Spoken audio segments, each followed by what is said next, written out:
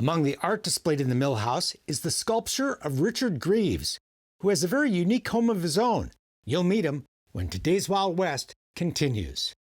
They are the faces of another time, the people of a way of life that no longer exists.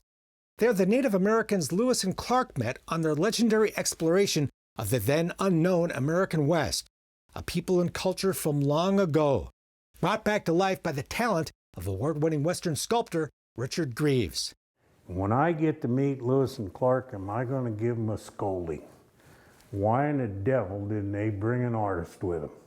Greeves' home studio in Wyoming features a museum-quality gallery of dozens of his sculptures. You can take that date and go into the journals, and you'll see where that piece came from. Inspired by the journey of Lewis and Clark, a subject the artist has focused on for years, and first fell in love with growing up in St. Louis, where the expedition originated in 1804 and returned 2.5 years later.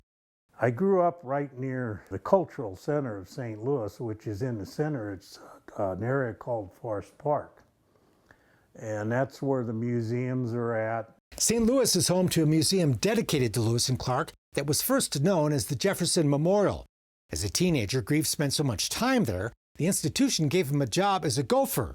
That meant that I had free reign of the museums with no supervision whatsoever.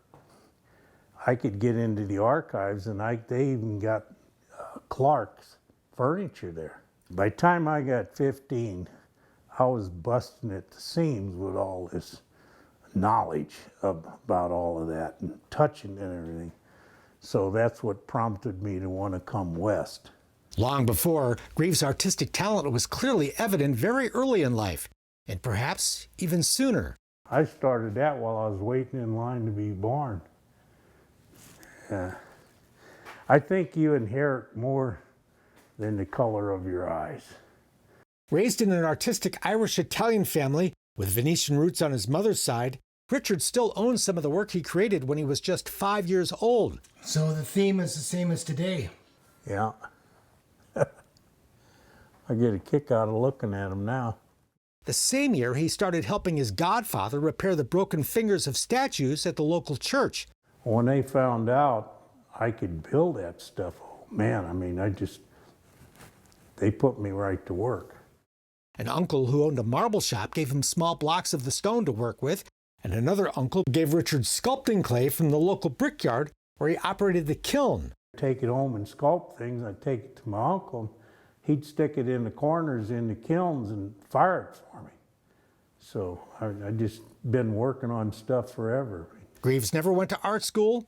Well, not self-taught. It's my tribal heritage. And never went to college. And my sister, who came after me, said there were some drawings on my mother's womb.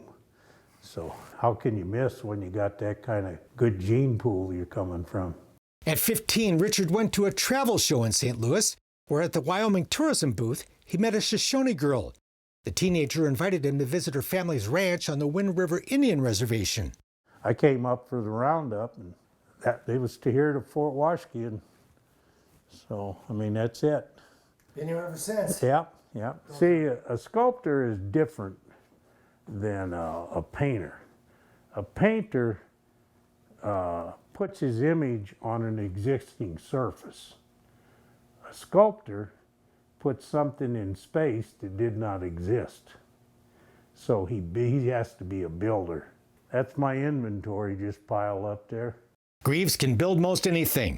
His unusual studio is a rambling set of connected rooms filled with all kinds of tools for woodworking and other projects, including the restoration of the 1968 Toyota Land Cruiser he drives to this day. Victorian sculpture, Don Quixote. This Renaissance man is interested in virtually everything, I'm a bookaholic. as you can tell from his vast collection of books. Books are good friends. I mean, you can visit them whenever you want to. And every corner that you can store books in, I got them. There are collections of masks and old-time saddles. At one time, I had a complete collection of all of the military saddles from the Civil War to when they mustered out in 1942. A certified marksman and hunter, Greeves can tell you all about the Wyoming pronghorn, which is not an antelope. an antelope, to be a true antelope, they have to have solid hair. Our pronghorns have hollow hair. Richard also owns a collection of authentic Indian artifacts that he uses as models for his art. Are these real bear claws here? Yeah. There is so much stuff to get interested in the world, isn't there? Just everything turns me on. What turns on the Western art world is his amazing talent. Greeves has won most every major award at the nation's top Western art shows. His sculptures are prized by collectors around the world, and his monumental-sized works grace art museums and other institutions. It's all inspired by Greaves' love of the West, its history, and his neighborhood. I just happen to live in the Rocky Mountains and among Indians, and that's the only subject matter I got, see, so.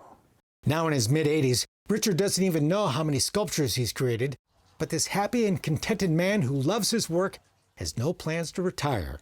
I've been really fortunate to be able to make a living in what I like doing. And not many people get to do that. You know, not many people get to do that.